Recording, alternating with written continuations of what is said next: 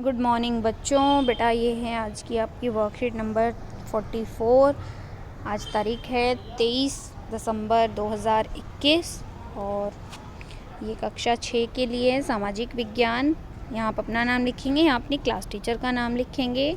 आज का जो विषय है वो है बुद्ध की शिक्षा। पिछली वर्कशीट में हमने पढ़ा था बुद्ध कौन थे, किस कुल से थे, कब उन्होंने क्या किया, कब घर छोड़ा, कैसे शिक्षा प्राप्त की, कहाँ उपदेश किया, ये सब चीज़ें आज उनकी शिक्षाओं के बारे में हम पढ़ेंगे। पिछली वर्कशीट में आपने पढ़ा कि भावना की माँ ने उसे बुद्ध के जीवन के बारे में बताया। भावना ने आगे बढ़ते हुए अपनी माँ से कहा उसे बुद्ध की शिक्षाओं के बारे में भी जानना है। उसकी माँ ने बताया बुद्ध ने शिक्षा दी कि यह जीवन कष्टों और दुखों से भरा हुआ है।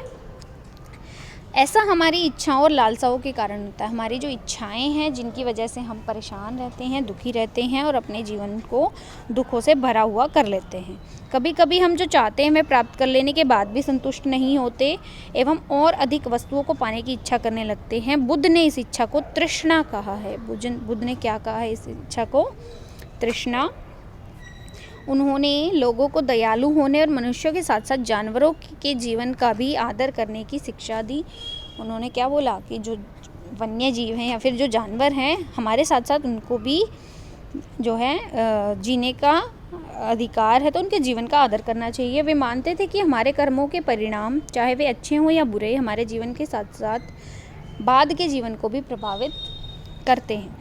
बुद्ध ने अपनी शिक्षा उस समय सामान्य लोगों की प्राकृत भाषा में दी। तो भाषा कौन सी थी बुद्ध की? प्राकृत। इससे सामान्य लोग भी उनके संदेश को समझ सकते थे। ये एक स्टोरी दे रखी है बेटा, किसा गौतमी की कहानी।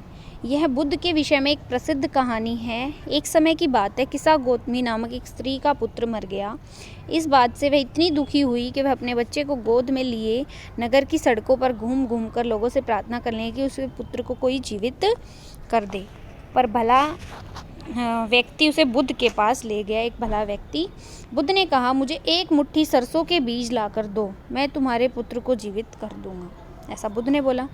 किसा गौतमी बहुत प्रसन्न हुई, पर जैसे ही वह बीज लाने के लिए जाने लगी तभी बुद्ध ने उसे रोका और कहा ये बीज एक ऐसे घर से मांग कर लाओ जहाँ किसी की मृत्यु ना हुई हो। बुद्ध ने उसको ऐसा बोला। उसके बाद किसा गौतमी एक दरवाजे से दूसरे दरवाजे गई, लेकिन वह जहाँ भी गई उसने पाया कि हर घर में किसी न किसी के पिता, माता, बहन, भाई, पति, पत्नी, बच्चे, चाचा, चाची, दादा एवं दादी की मृत्यु हुई थी। तो इससे क्या पता चलता है कि जीवन और मरण क्या है?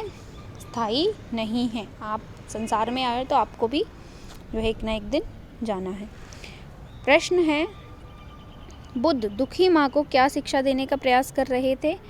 बुद्ध जो है किसा गौतमी को क्या कर रहे थे प्रयास? शिक्षा देने का कि इस संसार में कोई भी स्थायी नहीं है, जिसको आना है उसको जाना भी है और तो मृत्यु जो है वो निश्चित है, उसको ये शिक्षा देने का प्रयास कर रहे थे।